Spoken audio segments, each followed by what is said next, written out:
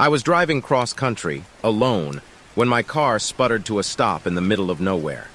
I looked around and saw a gas station in the distance, so I grabbed my phone and started walking towards it. As I got closer, I realized that the gas station was abandoned.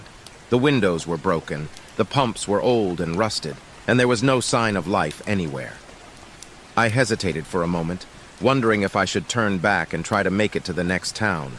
But my gas tank was almost empty and I didn't want to risk getting stranded. So I stepped inside. The bell over the door rang as I entered, and I felt a chill run down my spine.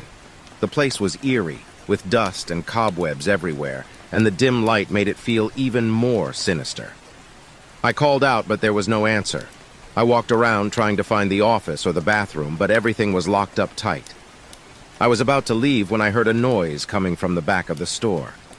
I cautiously made my way to the source of the noise, my heart pounding in my chest. And that's when I saw her. It was a woman, sitting on the floor in the corner of the room. She was huddled in a ball, her hands covering her face, and she was sobbing uncontrollably. I approached her slowly, trying to be gentle. "Are you okay?" I asked softly.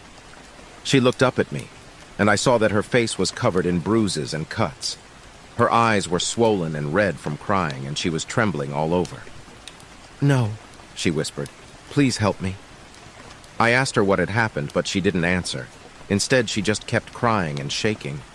I tried to comfort her, to offer her water or food, but she didn't want anything. She just wanted me to stay with her. As the night wore on, I began to feel more and more uneasy. The woman's behavior was strange, and I couldn't shake the feeling that something was off.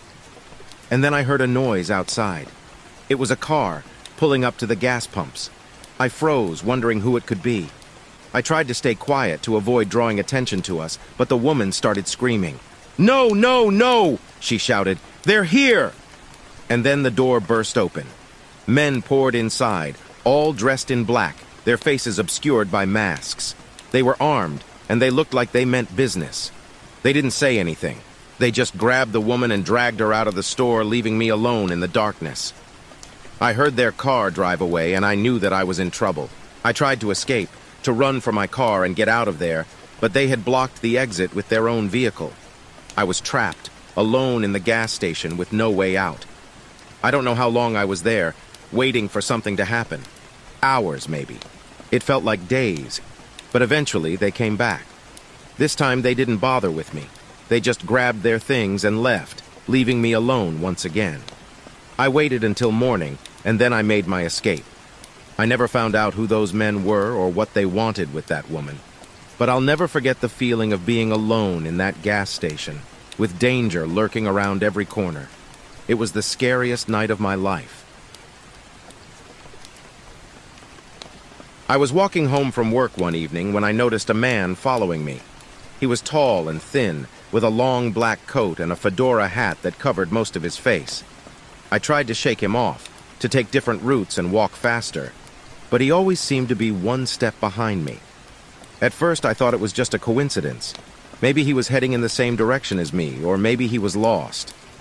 But as I turned down dark alleyways and side streets, I began to realize that he was deliberately following me. My heart started pounding in my chest as I realized that I was being stalked. I didn't know what to do. I tried to call for help, but my phone was dead. I thought about running, but I was afraid that he would chase me down, so I kept walking, trying to stay calm and focused. I looked over my shoulder every few seconds, trying to catch a glimpse of the man, but he was always just out of sight, lurking in the shadows. As I approached my apartment building, I knew that I had to act fast. I ran up the stairs, fumbling with my keys as I tried to unlock the door. And that's when I heard his voice. "Hello, Sarah?" I turned around and I saw his face for the first time. It was twisted into a cruel smile and his eyes were cold and dark. "I've been watching you," he said. "You're beautiful, Sarah. I've been waiting for this moment for a long time." I screamed and ran into my apartment, locking the door behind me. I called the police and reported the stalker, but they couldn't find any trace of him. He had vanished into thin air, leaving me terrified and alone. For weeks I lived in fear, never knowing when he would come back. I installed security cameras and changed my phone number, but I couldn't shake the feeling that he was still watching me, waiting for his chance to strike. And I was safe, but the memory of that stalker haunted me for years to come. I never felt truly safe, always looking over my shoulder and wondering if he was still out there, waiting for me. It was a nightmare that I couldn't escape, a horror story that played out in real life.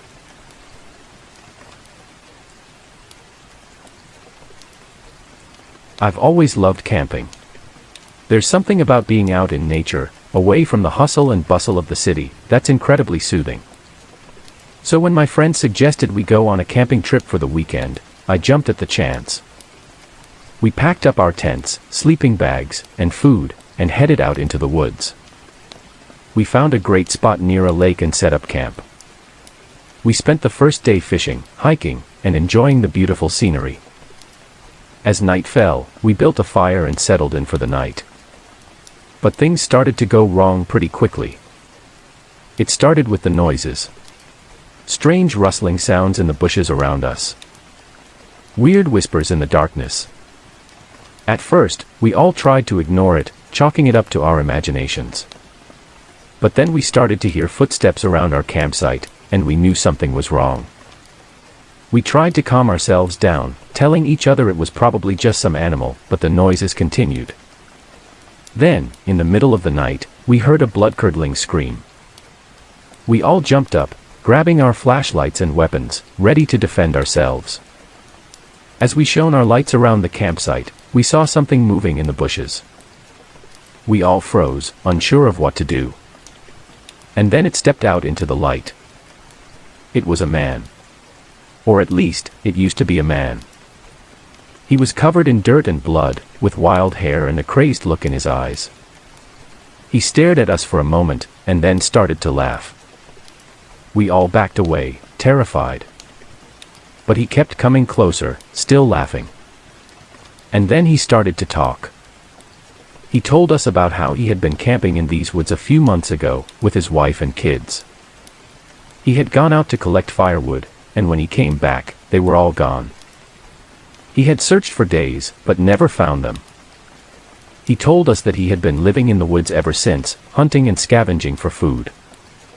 And he said that he was going to make us pay for what we had done to his family. We tried to reason with him, to tell him that we had never seen him before, that we weren't responsible for what had happened to his family. But he didn't listen. He just kept coming closer and closer, until we were backed up against the lake.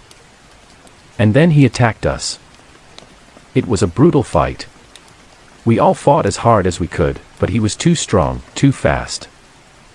He killed one of my friends, and another was badly injured. I managed to escape into the woods, but I could still hear him laughing and screaming behind me. I ran for what felt like hours, until I collapsed from exhaustion. When I woke up, it was morning. I stumbled back to our campsite, hoping to find my friends safe and sound. But they were all gone. There was no sign of them anywhere. All that was left was the torn and bloody remains of our tents and supplies. I knew I had to get out of there. I ran back to my car, drove to the nearest town, and called the police. They searched the woods for days, but they never found anything. To this day, I have no idea what happened to my friends. All I know is that camping will never be the same for me again.